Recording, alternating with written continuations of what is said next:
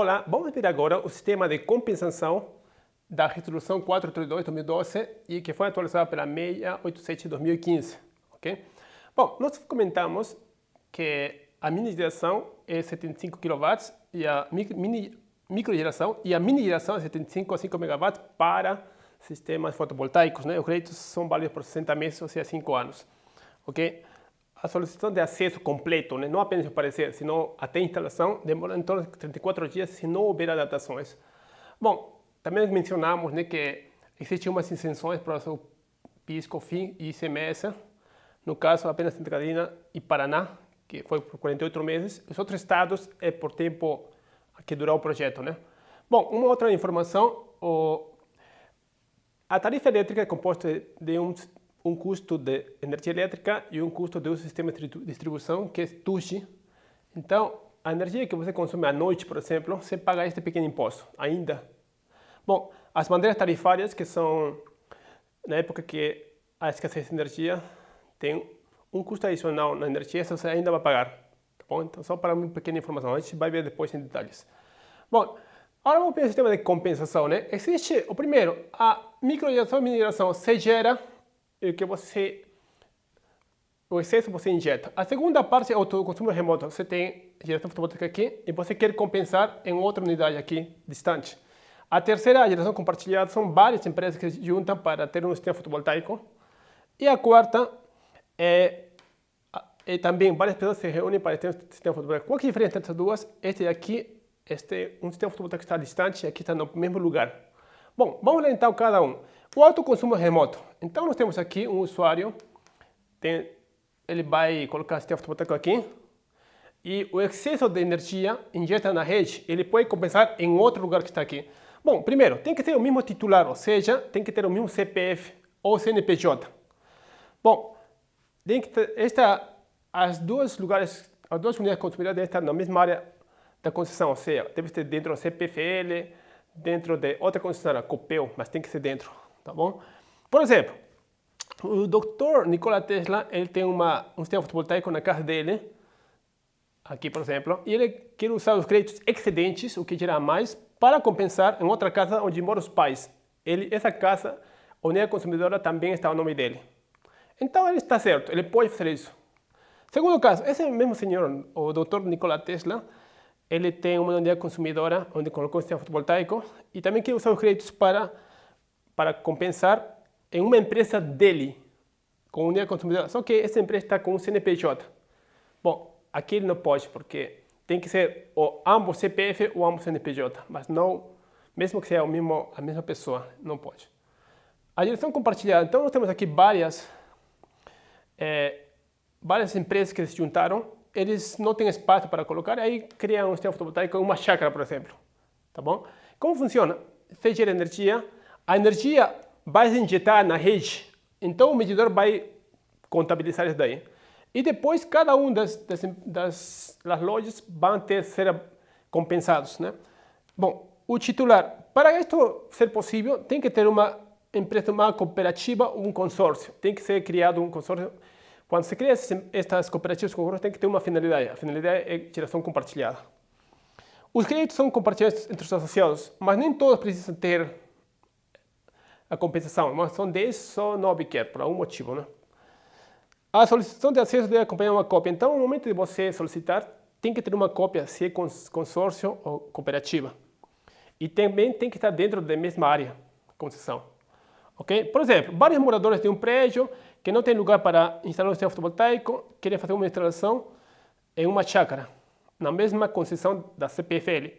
E a energia gerada quer ser compensada nas unidades consumidoras, ou um caso. Bom, neste caso está certo, não tem nenhum problema. Segundo caso, vários proprietários de lojas se unem para fazer uma instalação em uma chácara em Minas Gerais e querem que a energia gerada seja compensada nas unidades consumidoras em São Paulo. Bom, em Minas Gerais, a concessionária é a CEMIG e em São Paulo, uma delas é a CPFL. Então não tem ligação, então não pode, esta parte não é possível. Tem que ser dentro da área de concessão. Empreendimento de múltiplas unidades consumidoras. Bom, nós temos aqui, a pessoa chama condomínios solares, né? Na verdade, por exemplo, é um prédio. Neste caso, a instalação deve estar no mesmo lugar. A diferença do outro lugar, de outra opção, que a geração era para estar distante dos lugares. Aqui não, está no mesmo lugar. Então, como funciona? Várias pessoas se unem, eles podem instalar um sistema fotovoltaico e, neste caso, vai ter a área comum também uma unidade consumidora, ok? Então, todos devem estar na mesma propriedade. Evitar a utilização em vias públicas de passagem aérea ou subterrânea e de propriedades de terceiros. Ou seja, se você quiser formar parte, tem que estar dentro desse terreno ou ao lado. Não pode estar em vias públicas. Ok? Bom, como funciona aqui então? Você tem o sistema fotovoltaico no telhado de um prédio. Você não vai compensar individualmente. Você injeta na rede. Esse medidor ele vai contabilizar quanto você injetou. Por exemplo, 1000 kWh mês e tem 10 usuários e você quer que cada um deles compense a 10ª parte, 100 kWh mês. É assim que funciona. Então, no momento que você ir na concessionária, você fala quanto que cada um dos usuários vai compensar. 10%, 20%. Pode ser diferente. Um que colocou mais pode colocar 20%, etc. Tá bom? E, novamente, tem que ser na mesma área de concessão.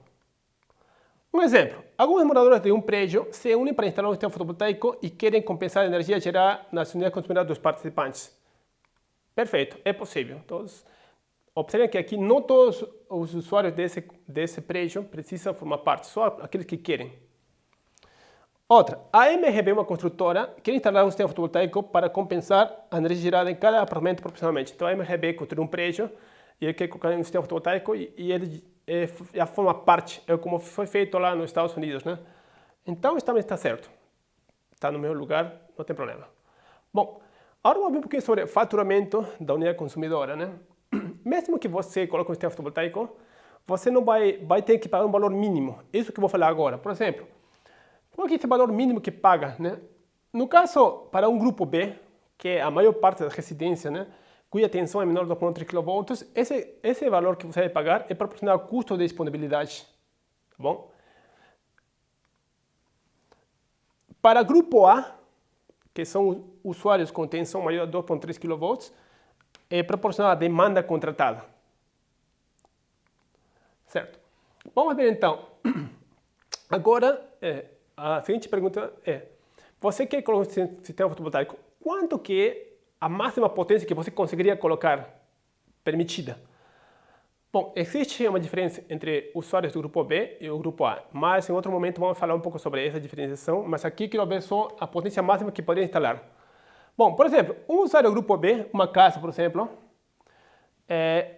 a capacidade desse sistema fotovoltaico que pode ser instalado é dado pelo produto da tensão da rede vezes a corrente do disjuntor principal.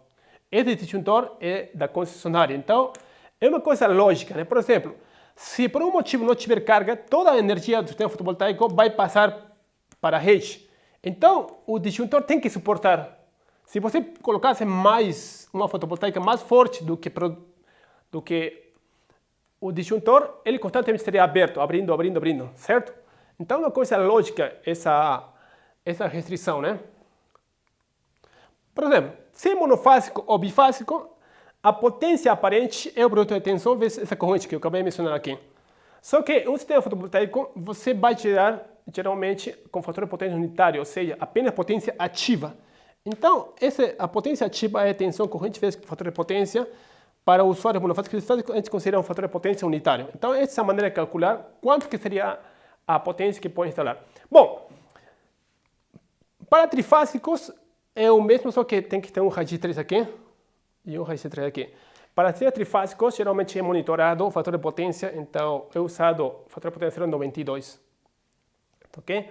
Bom, por exemplo, aqui nós temos uma residência, né, bifásica, a disjuntor é 63 amperes e 220 volts. Eu quero saber quanto seria a máxima potência instalada desse sistema, que pode ser instalado, né? Então, eu vou multiplicar 220 vezes 63, 13.860 volt-ampere.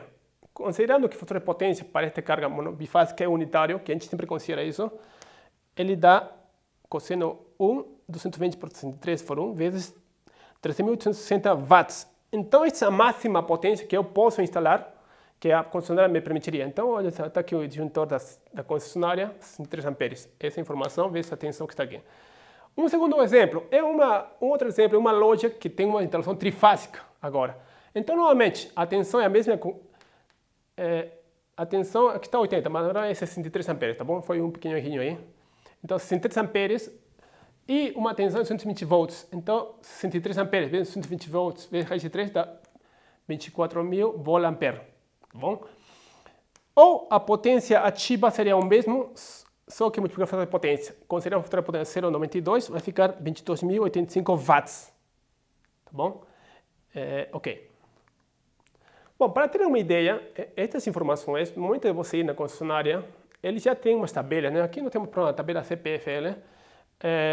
Na conta de energia aparece, né? B1, 63 amperes aqui, ó. Ele já fala que o disjuntor tem que ser 63 amperes, a CPF já coloca 63 amperes. Então, para este B1, B2, que é bifásico, e aqui trifásico, C1, C3. Então, para este exemplo que nós vimos, de 63 amperes, ele fala que a carga instalada está entre 12 e 18. Nós calculamos como 13,8. Então, está dentro disto. Então, nosso cálculo está certo.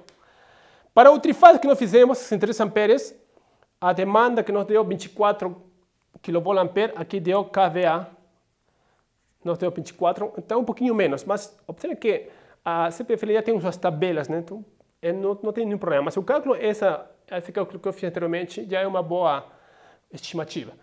Bom, agora, para usuários do grupo A, a máxima potência instalada é dada pela demanda contratada em kilowatts, ok? Por exemplo, uma consumidora do grupo A tem uma demanda contratada de 190 kilowatts. Qual é a máxima potência instalada fotovoltaica que posso colocar? Bom, a resposta é 190 kilowatts, como pede a norma, né? A pergunta, é necessário calcular essa potência máxima? Na prática, ninguém faz, viu? Porque geralmente você não vai instalar um sistema fotovoltaico mais do que você consome. Você vai fazer, na verdade, proporcionalmente. Quando que seria necessário fazer esse cálculo? Quando alguém, por exemplo, quer gerar mais para compensar o remoto em outro lugar. Nesse caso, vocês vão precisar este cálculo, mas tirando isso, não vai ser necessário. Bom, agora, a pergunta é, qual que é essa potência instalada? Eu comentei bastante a potência instalada, né? Então, temos um sistema fotovoltaico aqui, nós temos dos módulos, que vou chamar potência do lado corrente contínua. Os módulos produzem corrente contínua. E depois do inversor é corrente alternada. Então, temos duas potências, corrente contínua e alternada, certo? Então, temos aqui os módulos e aqui temos o inversor. Lá, corrente contínua, corrente alternada.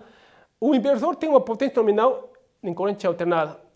A concessionária considera como potência instalada o menor valor entre a potência dos módulos e a potência do inversor, ou potência nominal. Então, a potência instalada que a concessionária vai considerar é o menor valor entre isto e este aqui. Por exemplo, nós temos aqui este caso, né? A potência instalada é 5.000 watts, inclusive chama-se watts pico, ok? Quando está a parte contínua, watts pico, 5.000. O inversor é de 4.000 watts. Qual que é a potência instalada?